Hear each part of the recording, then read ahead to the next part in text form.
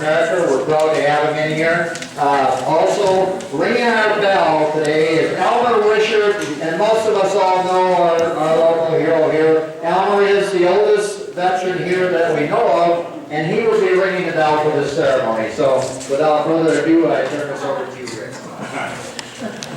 Hello everybody, thank you for coming, and I am an associate with Vietnam Vets of America out of Eau Claire, the Mike Boston Memorial, and as an associate, we want to make sure that we honor and respect you veterans as much as we can every day that we can.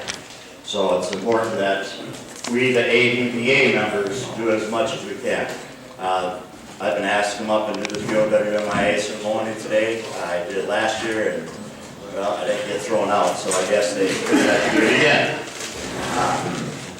Would you like to come up and, as I read through it, the different items that we speak about, another AVPA member will take and point out the items on the table.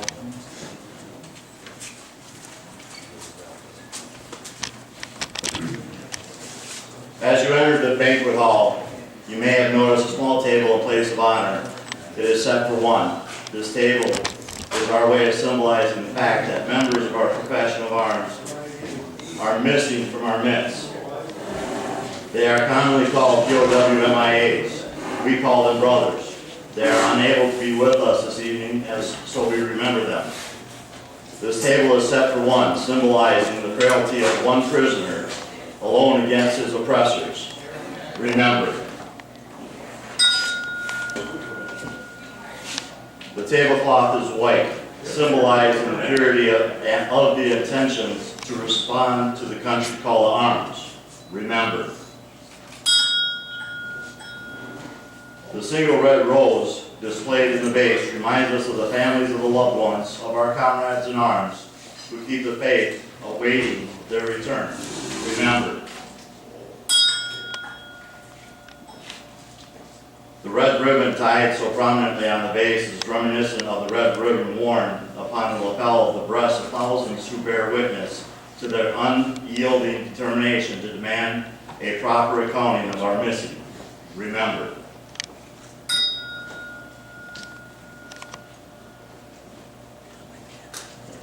The candle is lit, symbolizing the upward reach of the unconquerable spirit.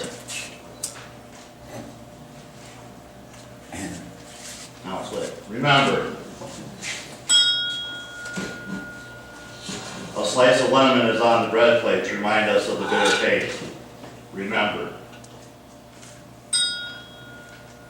The glass is inverted. They cannot toast with us tonight.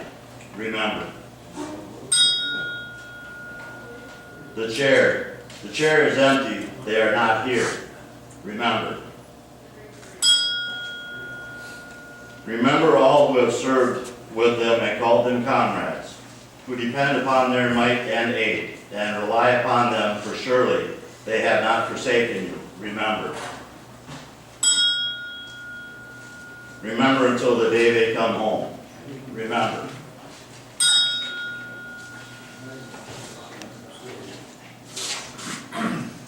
Thank you, Rick. Very nice ceremony, and that helps a lot of people. Never knew some of these things, but now we know. So thank you too for helping. At this minute, I kind of want to recognize, as you know, this is the Vietnam Veterans. You look at the front of the program. It is the Vietnam Veterans Day on March 29th, and we always celebrate the weekend before or after if it doesn't fall on a weekend. And you'll notice at the very bottom it says, "Never again will one generation forget another."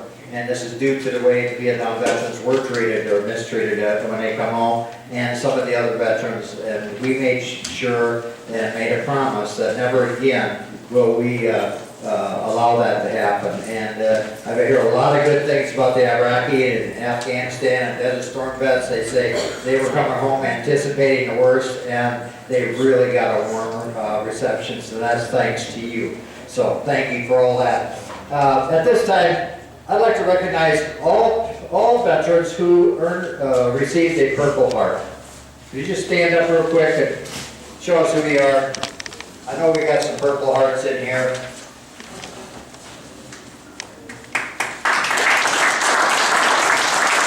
Thank you very much. How about all the veterans. How many women veterans do we have in here? You know, our women veterans are our backbone to any services and any organization. So we really thank them for all the efforts and work they've done. So thank you. All right. How many Army veterans we got in here? I'm one. I see hands coming up. Excellent. If you do have a chance, please stand to let people see who you are. How about United States Marine Corps? I know we got a couple. I knew there would be a couple there. Okay, thank you, gentlemen. United States Navy. Okay, thank you. Thank you. Nice. United States Air Force. Betty's standing back there. Aren't you Air Force? Oh, yeah. Sorry. Jumping the gun. All right, United States Coast Guard. All right, thank you, Betty. All right, and thank you all vets who served.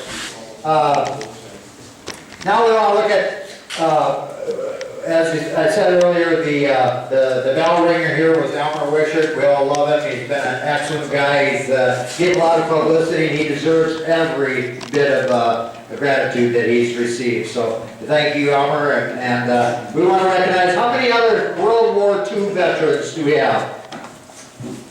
All right. Thank you,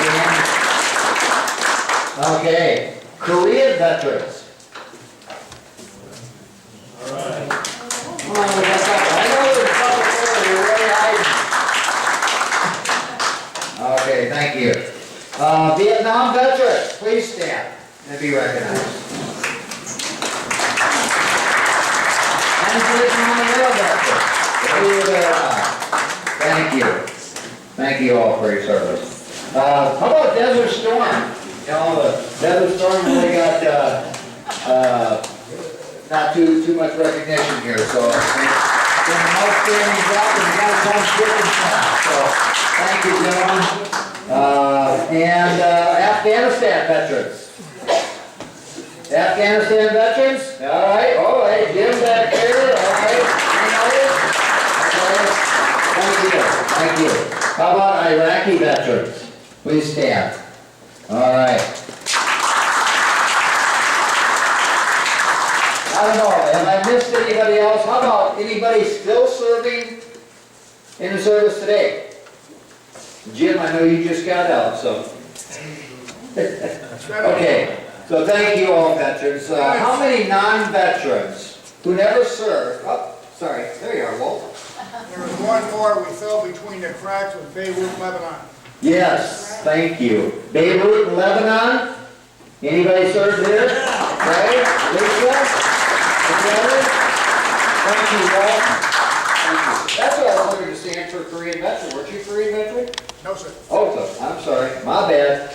All right. So anyway, how many people here in attendance today are not veterans themselves, but you're here to support a loved one, a family member, another veteran? Please stand and be recognized.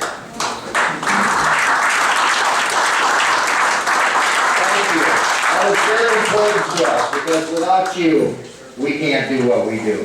So I want to thank you and welcome home for all you veterans. And like we said, this isn't just about Vietnam veterans, this is about all of you. So I want to open comments and just again reiterate a few things.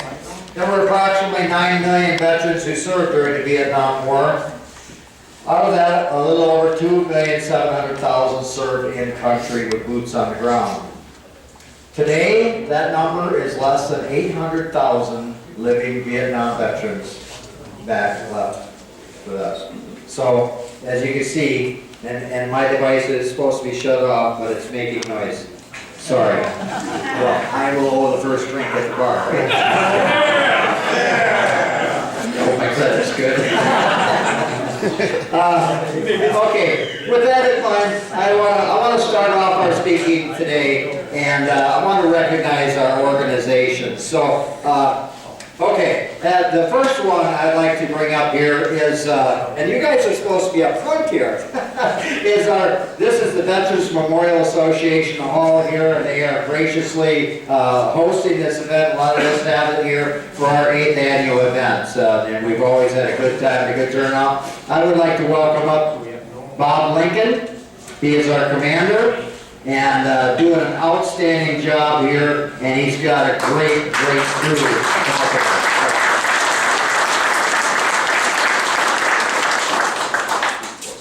Yeah. Thank you very much. I am Bob Lincoln. I'm the commander of the VMA. I have been for a couple of months now. I'd like to welcome you to the VMA. The VMA is more or less just the clubhouse for the other VSOs in this area. We have a bar and grill which helps maintain the VMA. And we're pretty much, for the VFW, American Legion, DAV, and the AMVETS, we're the main clubhouse. And we work together with them to provide places like this where they can have activities or fundraisers or anything like that. I'm going to give you just a little rundown, but I know this is Vietnam Veterans Day, so I don't want to focus on what we do here. I want to give you a little of my history and why I joined the military. I was born in the middle of Vietnam. I was born in 1969. My dad was a Korean War veteran. I remember growing up, seeing the pictures of my dad. I never remember any of that because he was out of the service before I was born. But while I was growing up, I remember I have three uncles that were in Vietnam, and I knew of other people. But I remember the days that they came home. I'll never forget these days. My Uncle Eddie was in the Marines. I was always scared of Uncle Eddie. I don't know what it is about you Marines, but yes, let me tell you, well, they called him, his name was Eddie, but we called him Butch for good reason. He was a very intimidating man, but a gentleman. My Uncle Bill was in the Army. He ran the radios in Vietnam. He was a radio operator. I only got to talk to him once. He didn't talk about much. But he said he was the one who called in artillery. And that really, I think, affected him a lot. Because he never seen what was going on, but he was indirectly the reason that a lot of these, in these battles, what was happening. And that's why, I think that's why he didn't talk about it much. Now the reason I joined, one of them, was my Uncle Mike. He was in the 82nd Airborne. He's a badass. Pardon my French, but he was a badass. And I remember when he came home, I remember that day we went to the airport. And I wasn't very old, I was maybe 6. And when he got off the plane, as you Vietnam veterans know, it wasn't a very loving, warm homecoming for you.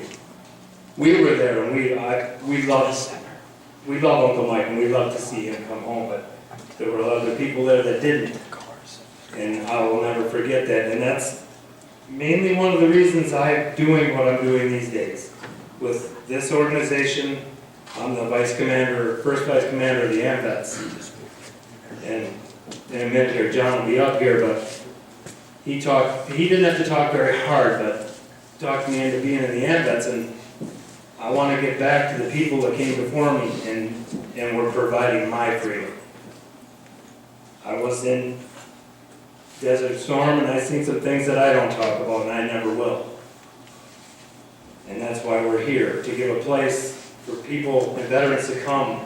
If they want to talk, we're here to listen. If they don't want to talk, we're here to feed them booze until they do.